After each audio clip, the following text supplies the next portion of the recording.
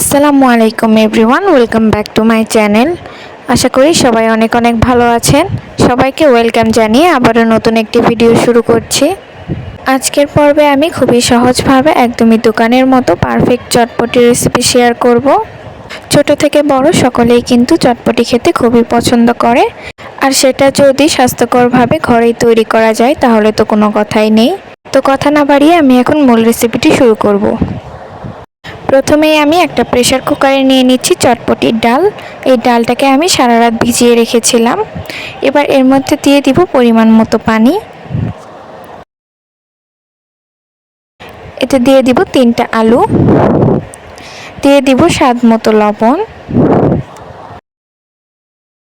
1 চা চামচ chilli flakes,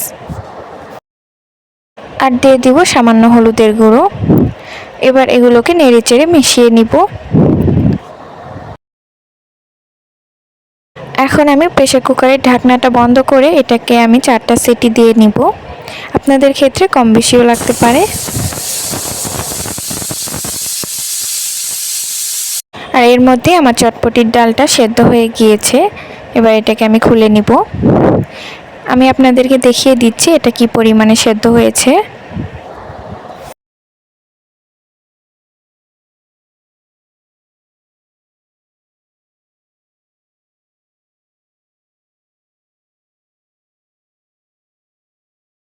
এখন এই পর্যায়ে আমি এর মধ্যে দিয়ে দেব 1 টেবিল চামচ চটপটির মশলা, আর দিব সেদ্ধ করে রাখা আলুগুলোকে আমি ভেঙে ভেঙে দিয়ে দিব এর মধ্যে।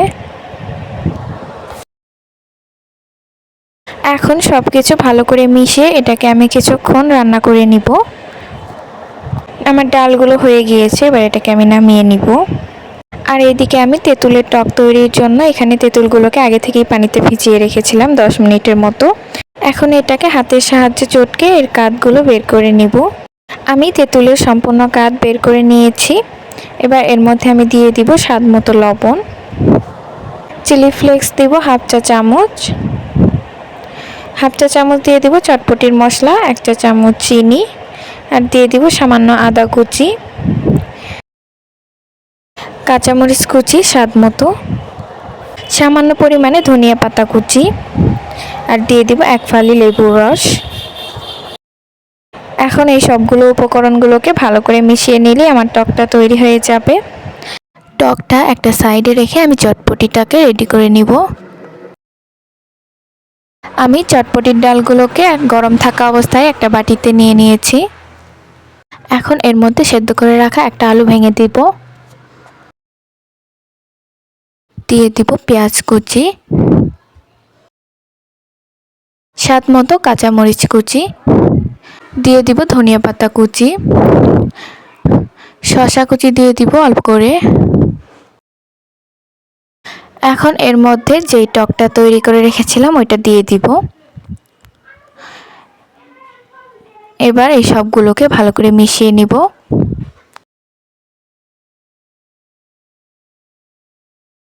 সবগুলো মিশিয়ে নেওয়া হয়ে গেলে এর মধ্যে আমি দিয়ে দিব একটা ডিমটাকে আমি কুচি কুচি করে কেটে নিয়েছি। আপনারা চাইলে গ্রেটারের সাহায্যে গ্রেট করেও দিতে পারেন। আর এবার ডিমের সঙ্গে চটপটিগুলোকে ভালো করে মিশিয়ে নিব। এবার পরিবেশনের জন্য উপর দিয়ে আমি সামান্য শসা কুচি দিয়ে দিব। তৈরি হয়ে গেল আমার মজাদার হোটেল স্টাইলে পারফেক্ট চটপটি। রেসিপিটি কেমন লাগলো অবশ্যই কমেন্টে জানাতে ভুলবেন না। রেসিপিটি ভালো লাগলে চ্যানেলটিকে সাবস্ক্রাইব করে আমার পাশেই থাকবেন। এতক্ষণ পর্যন্ত আমার ভিডিওটি দেখার জন্য সবাইকে অসংখ্য ধন্যবাদ।